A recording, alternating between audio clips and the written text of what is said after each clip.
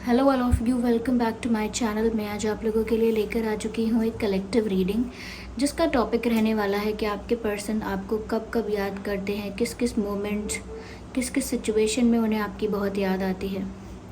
ये reading general है, collective है।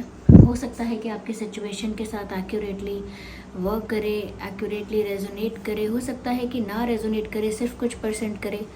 तो ओपन माइंडेड होकर सुनिएगा, ज़बरदस्ती अपने आप को रीडिंग में फिट इन मत कीजिएगा। जितना आपके सिचुएशन के साथ रेजोनेट होता है उतना ही एक्सेप्ट कीजिए and leave the rest. Okay,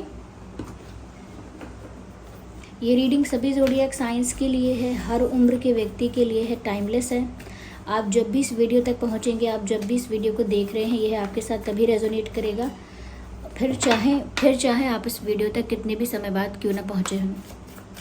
तो आइए चलिए देखते हैं व्यूअर्स यहाँ पे कि वह आपको कब कब याद करते हैं।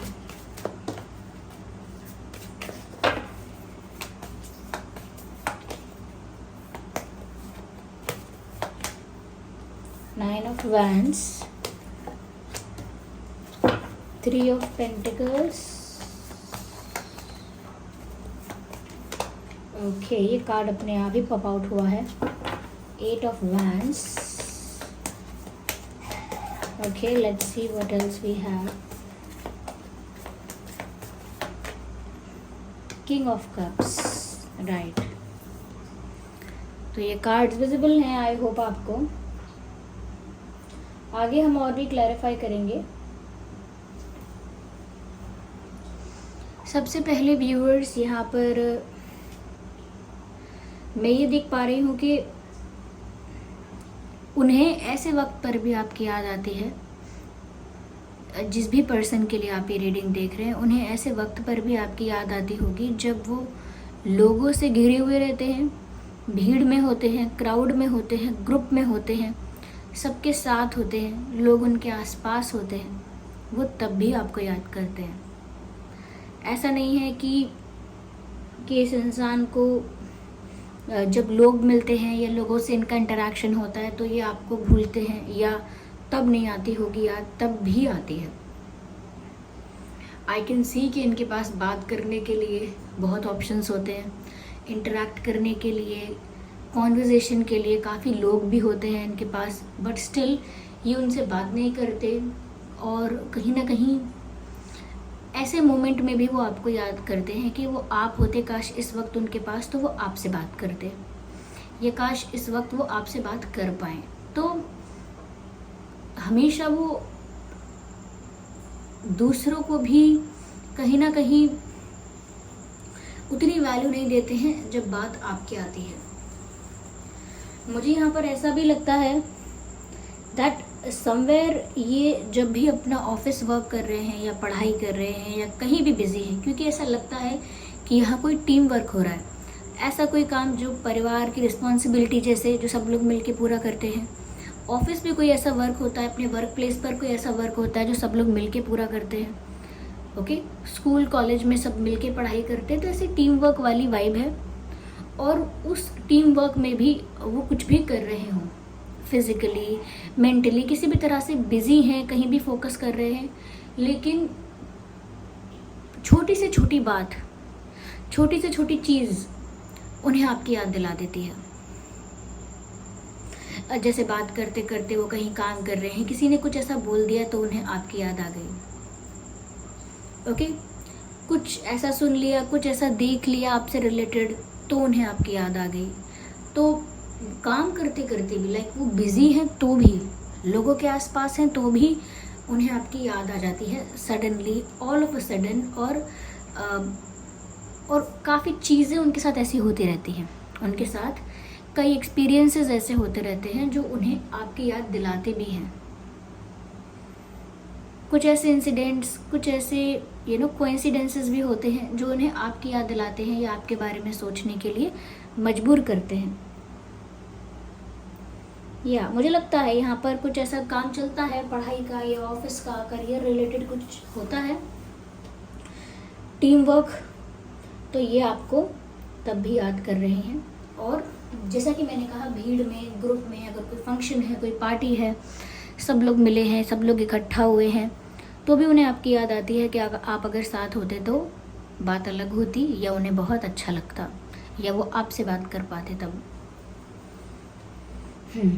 मुझे ऐसा लगता है क्योंकि यह 8 ऑफ वैंड्स का भी कार्ड है और किंग ऑफ कप्स का भी कार्ड है, ऑफकोर्स यहाँ 9 ऑफ वैंड्स भी है। मुझे यहाँ पर ऐसा लगता है व्यूअर्स कि दूसरे लोगों के आगे बहुत तोल मोल की बातें करते हैं। तो जब भी दूसरे लोगों से बातें करते हैं, आउटसाइडर्स से, बाकी लोगों से, जनरल लोगों से बातें करते हैं, तो उनको बहुत तोल मोल की बातें करनी होती हैं, बहुत स्मार्टली, बहुत सोच समझ के, बहुत चूज़ करके, कहीं ना कहीं बहुत ज़्यादा चीज़ों को हाइड करके बात करनी पड़ती है, बहुत ज़्यादा ट्विस्ट करके बात करनी पड़ती है, एक स्मार्ट इंटेलिजेंट वे में अपनी बात रखनी होती है। तो सबके साथ ऐसा है, जब बाहर के लोगों से बात करते हैं तो थोड़ा सा संभल के सोच समझ के बात करते हैं, चाहे फिर कोई उसे नाप तोल के बात करना क्यों ना कहे, लेकिन सब लोग थोड़ा अवेयर होकर या थोड़ा सा एक लिमिट मेंटेन कर कर बात करते हैं। तो इतना तोल मोल कर जब वो दूसरों से बात करते हैं, दूसरों से बात करने से पहले उनको इतना सोचना पड़ता है कि इनकी हाँ में हाँ मिलानी पड़ेगी, या इनको कोई बात अच्छी नहीं लगी तो पता नहीं क्या, ये वो, इनकी रिस्पेक्ट मेंटेन करके बात करनी है, या कहीं ना कहीं इनको सच बोलेंगे तो इनको हर्ट ना हो जाए। तो वो बहुत ज़्यादा दूसरों को, जब दूसरों से इंटरेक्ट करते हैं तो एक प्रेशर फील करते हैं, कंफर्टेबल फील नहीं करते, बहुत ही मैनिपुलेटिव, बहुत ही एक बिजनेस सॉर्ट ऑफ कॉन्वर्जेशन होता है उनका दूसरों के साथ, कि अच्छा एक्सचेंज रहे, बस अच्छा एक्सचेंज रहे, तालमेल अच्छा रहे दूसरों के साथ, किसी के साथ बिगड़े नहीं, बस इतना, अच्छे टर्म्स में रहना सबके साथ। लेकिन जब वो आपसे बात करते हैं तो उनको एक कंफर्ट लेवल फील होता है, एक अपनापन फील होता है, जैसे अपनी ही फैमिली का कोई मेंबर है, जैसे अपना ही कोई साथी है। तो जब भी वो ऐसे दूसरे लोगों से बात कर रहे हैं तो वो इतना खुल के बात नहीं कर पाते हैं, उस कंफर्ट लेवल पर जाके बात नहीं कर पाते हैं। और जब भी ऐसा हो रहा होता है तो उनको आपकी ही याद आ जाती है कि आप यहाँ होते तो वो आपसे आराम से कह देते जो कहना होता, या जो एक्सप्रेस करना होता वो आपके आगे कंफर्टेबली बोल देते। कोई उनसे पूछे भी कि उनका अगर मूड ऑफ है तो क्या हुआ है, वो गुस्से में है तो क्यों है, दुखी है तो क्यों है, तो वो दूसरों को इतने ओपनली, इतने कंफर्टेबली बता नहीं पाते हैं, सोच समझ के बोलना पड़ता है तब भी। लेकिन आपके आगे सब कुछ नेचुरली फ्लो में निकलता है, क्योंकि आपके साथ वो कंफर्ट लेवल है उनका।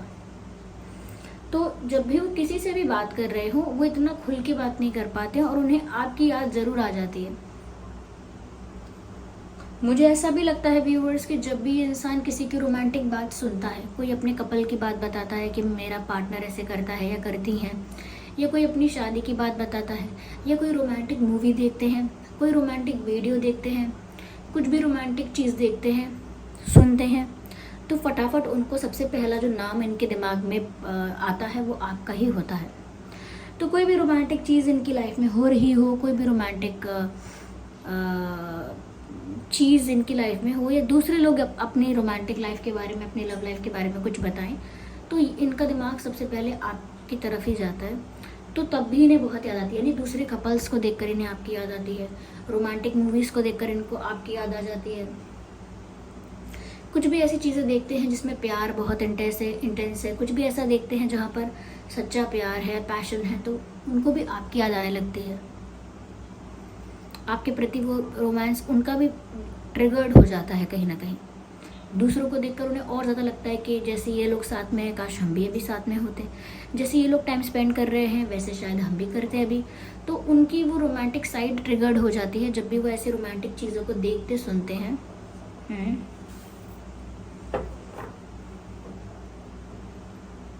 मुझे ऐसा लगता है व्यूअर्स ये आंख बंद करके आपको बहुत इमेजिन करते हैं जब भी इन्हें आपकी याद आती है। Yes someone has a dusky skin. Okay, complexion, dusky complexion आपका हो सकता है, ये आपके पार्टनर का भी हो सकता है। कुछ लोगों के लिए ये मुझे लग रहा है, क्योंकि दिख रहा है मुझे ऐसा। चलिए आगे थोड़ा और क्लैरिफाई करते चलते हैं।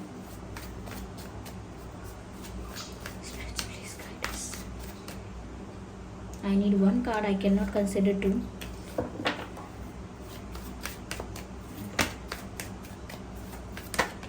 Okay, so interesting.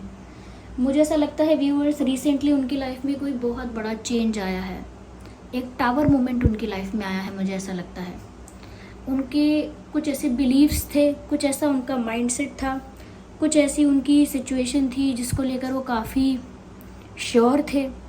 ये कुछ ऐसे लोग थे उनकी लाइफ में जो काफ़ी टाइम से उनकी लाइफ में थे, कुछ ऐसे पैटर्न्स और हैबिट्स थे उनके जो काफ़ी समय से उन्हीं के साथ थे, उन्हीं पैटर्न्स को फॉलो करते थे, वही हैबिट्स उनकी काफ़ी समय से थी।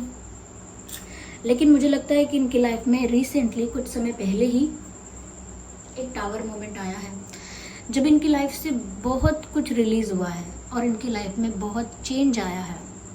इनके काफ़ी पैटर्न्स ब्रेक हुए हैं, ओल्ड पैटर्न्स ब्रेक हुए हैं। इनका कोई बिलीव था ऐसा स्ट्रॉन्ग किसी चीज़ पर, किसी पर्सन पर, किसी सिचुएशन पर, किसी की बात पर, वो बिलीव टूटा है इनका। कई ऐसे लोग जो इनकी लाइफ में थे, इनको पता चला है कि वो फेक फ्रेंड्स थे या फेक वेल विशर्स थे, ट्रू नहीं थे, जेन्युइन नहीं थे। या बहुत सारी ऐसी इनकी नेगेटिव हैबिट्स इनसे छूटी हैं, तो इनकी लाइफ में चेंज आया है। और उस वो चेंज आया तो अच्छे के लिए है, इनके इम्प्रूवमेंट के लिए है, लेकिन उस चेंज ने इनकी लाइफ को थोड़े समय के लिए अनस्टेबल भी किया है। क्योंकि जब भी बदलाव आता है उससे पहले चीज़ें उथल पुथल हो जाती हैं, ओके, अपनी जगह से हट जाती हैं। जो जहाँ पर स्टेबल चीज़ें थी वो अपनी जगह से हट जाती हैं और तब बदलाव आ पाता है, तब कुछ वापस सब कुछ रीसेटल हो पाता है। तो मुझे ऐसा लग रहा है इनकी लाइफ में काफ़ी ऐसा एक रोलर कोस्टर राइड जैसा फेज़ आया हुआ है, या अभी रिसेंटली आया था, जिसकी वजह से इनकी लाइफ में काफ़ी कुछ बिखर रहा है, काफ़ी कुछ छूट रहा है, काफ़ी कुछ बदल रहा है, जिसमें से इनका एटीट्यूड भी चेंज हो रहा है, इनका पर्सपेक्टिव, माइंडसेट सब चेंज हो रहा है। क्योंकि पुराना माइंडसेट जो है वो चेंज हो रहा है, वो ब्रेक हो रहा है, वो पैटर्न ब्रेक हो रहा है।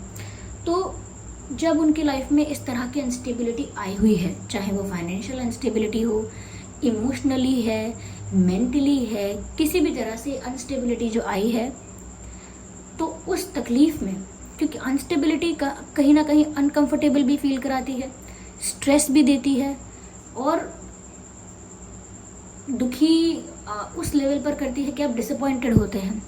तो ऐसे समय में, ऐसे अनस्टेबल टाइम में जहाँ पर ये इमोशनली अनस्टेबल फील कर रहे हैं,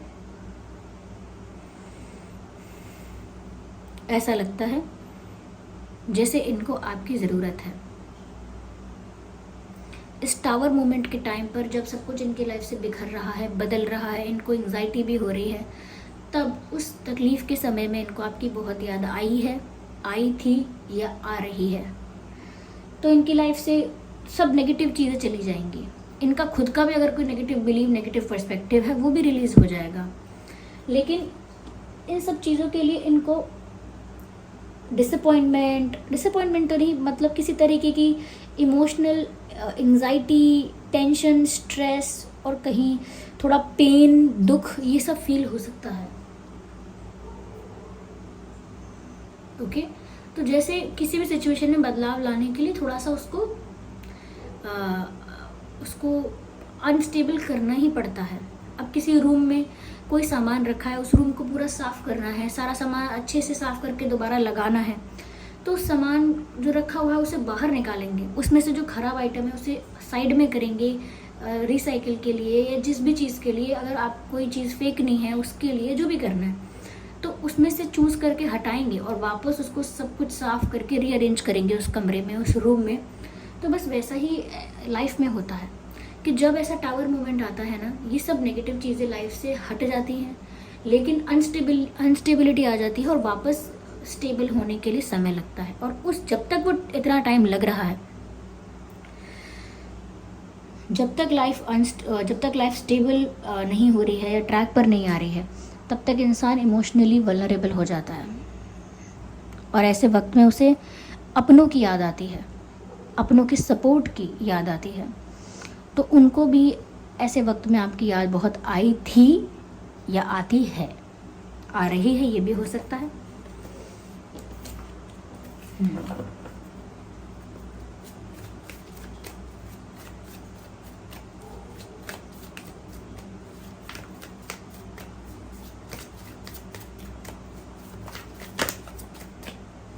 So this card wants to come out. Let's see. King of cups and queen of pentacles. चलिए यहाँ पर किंग और क्वीन तो आ ही गए हैं। व्यूअर्स, मुझे ऐसा भी लगता है कहीं ना कहीं जब भी ये किसी अपने पार्टनर के बारे में सोचते हैं कि उन्हें कैसा पार्टनर हमेशा चाहिए था, तो आप उनके क्राइटेरिया में परफेक्ट फिट होते हो। यानी कि आप जैसा इंसान वो एडमायर भी करते हैं।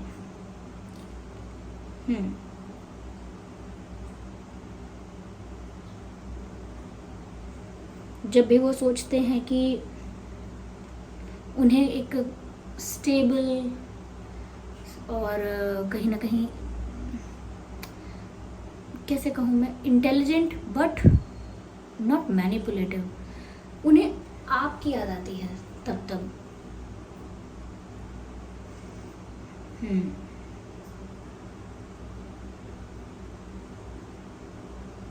ऐसा भी लगता है व्यूअर्स कि आपको वो बहुत स्टेबल माइंडेड समझते हैं, या कहीं ना कहीं वो ये भी सोचते हैं कि आप उनकी लाइफ में स्टेबिलिटी लेकर आ सकते हो, क्योंकि उनकी लाइफ में अभी स्टेबिलिटी की कमी है। और ये डेफिनेटली इमोशनल स्टेबिलिटी की बात हो रही है। इमोशनली जितनी भी अनस्टेबिलिटी है, इनको लगता है कि आप वहाँ पर स्टेबिलिटी लेकर आ सकते हैं।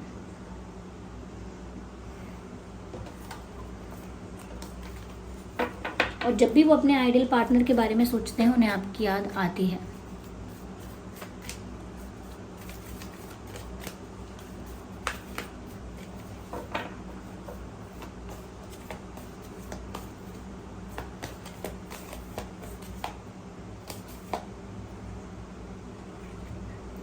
आज सुबह की रीडिंग में या शायद कल की रीडिंग में जस्टिस का कार्ड आया था, लेकिन वो दूसरे टैरो डेक में था। यहाँ पर भी जस्टिस का कार्ड आ गया है। You can see this card here. Okay viewers, यहाँ पर मुझे ऐसा लगता है कि जब भी वो कोई कर्मा फेस करते हैं, या जैसा उन्होंने आपके साथ अगर कुछ गलत किया, या जैसा आपको अगर गलत ट्रीट किया, आपसे झूठ बोला, या छोटी से छोटी चीज़ गलत की, या बड़ी से बड़ी चीज़ गलत की आपके साथ, उनको उस चीज़ का कर्मा मिलता है। उनके साथ वैसी ही चीज़ होती है। तो जब भी ऐसा कोई कर्मा सर्व होता है, उनको आपकी याद आती है। यानी कि जब भी सिचुएशन में इस तरह का जस्टिस होता है कि आपको वही मिले व्यूअर्स जो आप डिज़र्व करते हो, और उनको वो मिलता है जो वो डिज़र्व करते हैं, और उनको लगता है कि उन्होंने कुछ गलती की थी, तो वो डिज़र्व करते हैं कि उनको वो पनिशमेंट्स मिलें या वो चीज़ें फेस करनी पड़ें, तो उनको आपकी याद आती है। तो सिचुएशन में जस्टिस भी होता है, और बहुत सारी चीज़ें जस्टिस का पार्ट होती हैं, कार्मिक चीज़ों का पार्ट होती हैं। उन्होंने कुछ किया है, उसे फेस करेंगे, उसमें अनस्टेबिलिटी भी फील होगी, इमोशनल वल्नरेबिलिटी भी फील होगी, इमोशनल वल्नरेबिलिटी भी फील होगी, और वीकनेस भी फील होगी। कहीं ना कहीं लाइफ में लोग इनको भी बिट्रे करके जाएंगे, चाहे वो इनके अच्छे के लिए जा रहे हैं, इनकी लाइफ से रिलीज हो रहे हैं, लेकिन उस चीज़ का पेन इनको झेलना पड़ेगा या फेस करना पड़ेगा। तो जब भी इस सिचुएशन में कर्मा सर्व होता है, तब भी उनको आपकी याद आती है कि हाँ, उन्होंने आपको ऐसे ही दुखी किया था, या उन्होंने भी आपको ऐसे ही फॉर ग्रांटेड लिया था, या उन्होंने भी आपको गलत ट्रीट किया था, डिसरिस्पेक्ट किया था, या अवॉइड किया था, समथिंग लाइक दैट। तो उनके साथ वैसा कुछ होता है सिमिलर, तो उनको लगता है हाँ, उन्हें आपकी याद आ जाती है कि हाँ, इसीलिए हुआ है क्योंकि मैंने उनको ऐसा बोला, इसीलिए मेरे साथ ऐसा हुआ है क्योंकि मैंने उन्हें रुलाया। तो कहीं ना कहीं वो अपने आप रिलेट कर लेते हैं इस बात को कि वो जो फेस कर रहे हैं अपनी लाइफ में, जो कर्मा सर्व हो रहा है, वो कहीं ना कहीं इसीलिए हो रहा है क्योंकि उन्होंने आपको हर्ट किया था, या जो भी है।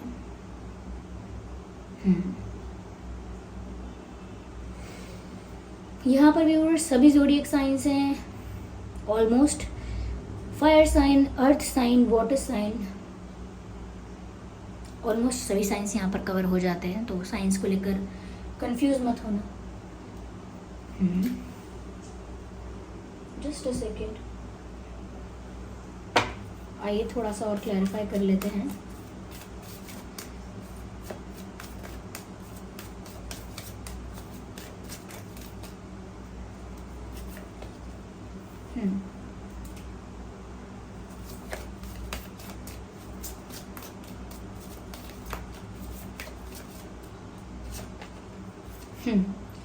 Again, butterflies. Okay, this shows the transformation. Butterfly is the sign of transformation. अगर आपको भी बहुत बटरफ्लाइज दिखती हैं, और ऐसा नहीं कि रोज़ दिखती हैं, लेकिन हाँ कभी कभी आपको कोई बटरफ्लाई दिख रही है जो कि अक्सर वहाँ नहीं दिखती, लेकिन अचानक से आपको कोई दिखी, तो बटरफ्लाई दिखने का मतलब है ट्रांसफॉर्मेशन। जब बदलाव आता है, बदलती हैं चीज़ें, तब बटरफ्लाई दिखती है, ऐसा होता है। तो ये बटरफ्लाई साइन है ट्रांसफॉर्मेशन का, जो ओवरऑल सिचुएशन में ट्रांसफॉर्मेशन आ रहा है, जो कि इनकी लाइफ में भी टावो मोमेंट आया है, और उस टावो मोमेंट का मतलब भी ट्रांसफॉर्मेशन है, और इस बटरफ्लाई कार्ड का मतलब भी यहाँ पर ट्रांसफॉर्मेशन ही है। यहाँ पर दूसरा कार्ड भी है। तो व्यूअर्स, मैं यहाँ पर आपसे ये कहना चाहूँगी कि ये इंसान जब जब एक ही बात को कहीं ना कहीं एग्जैजरेट करते हैं या ओवर थिंक करते हैं एक ही बात को लेकर, राय का पहाड़ बनाते हैं, तो ऐसा लगता है मुझे कि वो जो भी ओवर थिंकिंग करते हैं उसमें कहीं ना कहीं आपको मेंशन करते हैं। उनका जो भी थॉट होगा करियर को लेकर, हेल्थ को लेकर, फैमिली को लेकर, तो कहीं ना कहीं उसमें आपको भी वो इन्वॉल्व करते हैं उस थॉट में। तो चाहे उनकी किसी से भी झगड़ा हुआ है, किसी भी चीज़ को लेकर वो ओवर थिंकिंग कर रहे हैं, आपके बारे में थॉट ज़रूर आएगा।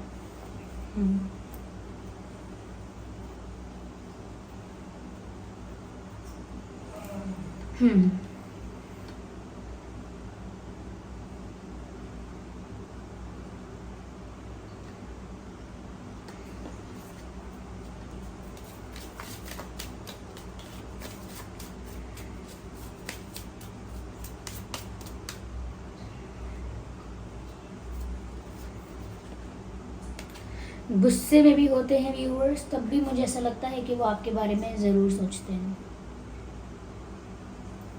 देखिए, इसका मतलब ये नहीं है कि ये नेगेटिव चीज़ें उन्हें आपकी याद क्यों दिलाती हैं। जब भी वो इस तरह से एग्जॉस्ट हो जाते हैं, चाहे गुस्से से एग्जॉस्ट हो जाए, चाहे ओवर थिंकिंग करके एग्जॉस्ट हो जाए, उनको आपकी ही ज़रूरत महसूस होती है। इट इज़ नॉट दैट कि गुस्सा आ रहा है तो उन्हें आपकी याद आ रही है कि गुस्सा करते हैं आप पर, नहीं। जब भी वो इतने एग्जॉस्ट हो जाते हैं कि गुस्सा करते हैं, फ्रस्ट्रेट होते हैं, इरिटेट होते हैं, तो उनको लगता है आप ही शायद उन्हें संभाल पाते, या आप ही उनकी एनर्जीज जो इतनी ज़्यादा एग्जॉस्टेड है उन्हें रिलैक्स कर पाते, आप ही के साथ से वो रिलैक्स हो पाते। तो व्यूअर्स, ये थी रीडिंग कि उन्हें कब कब आपकी याद आती है। हमने देखा यहाँ पर। आई होप ये रीडिंग आपके लिए हेल्पफुल रही है, रिलेटेबल रही है। अगर इस रीडिंग ने थोड़ा भी आपको गाइड किया है तो आप वीडियो को लाइक ज़रूर कीजिए, कमेंट करके बताइए कि ये रीडिंग आपकी सिचुएशन से कितने % रेजोनेट करती है, कौन सा पार्ट आपकी सिचुएशन से रेजोनेट करता है, रिलेट करता है, मैच करता है। और अगर आप नए हैं तो सब्सक्राइब ज़रूर करें, ओके, सब्सक्राइब ज़रूर करें और बेल आइकन को प्रेस करना ना भूलें, और बन जाए हमारी छोटी सी फैमिली का हिस्सा। चलिए फिर मिलते हैं अगली रीडिंग में, तब तक के लिए bye bye family, bye bye angels, love you all, bye bye, take care.